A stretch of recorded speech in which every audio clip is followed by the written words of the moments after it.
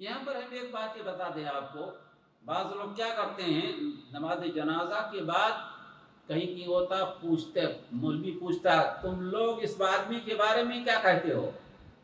کہیں کہ ایسا ہوتا ہے، دفن کرنے کے بعد کہتے ہیں اس آدمی کے بارے میں کیا کہتے ہو؟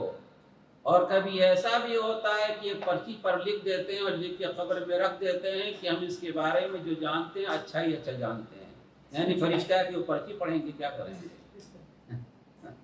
دوسرے کیا رسول اللہ صلی اللہ علیہ وسلم اور صحابہ کرام میں کسی نے ایسا کیا؟ کسی نے نہیں کیا۔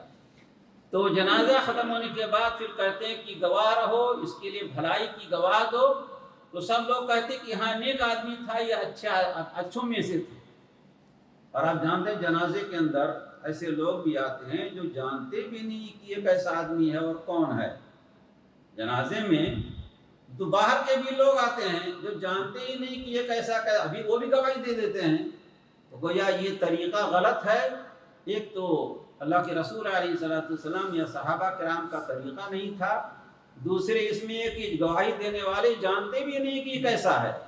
بھائی جو آدمی جانے تو ٹھیک ہے اس کی گواہی، اور جو نہیں جانتا آدمی کیسا ہے۔ دوسری بات یہ ایسی حالت میں بعض لوگ جانتے بھی اس کے اندر برائی ہے لیکن لوگوں کے سامنے نہیں کہہ سکتے، تو کہہ رہے ہیں کہ اس طرح سے جو ہے حدیث کا یہ مطلب نہیں ہے، اور یہ طریقہ سراسر بدعت قبیحہ ہے، اس لیے کہ سلف صالحین کا یہ عمل نہیں تھا کسی کے مرنے کے بعد، دفن کرنے کے بعد اس طرح سے اس کی نیکی کی گواہی دیں، بلکہ کبھی ایسا بھی ہو سکتا ہے کہ وہ جانتے ہیں کہ اس کے اندر برائی ہے، یہ آدمی برے کام کرتا تھا، بدعہد تھا، نماز کا تارک تھا، لیکن لوگوں کی رعایت میں وہ بھی گواہی دیتا ہے کہ یہ آدمی بڑا اچھا ہے، تو گویا اس حقیقت کے خلاف وہ گواہی دے رہا ہے۔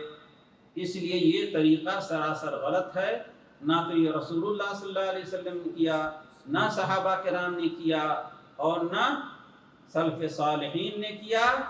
اور آگے بڑھ کے جو لوگ وہاں شہادت نامہ وغیرہ قبر میں رکھتے ہیں، یہ اور بدترین جہالت اور بدعت ہے۔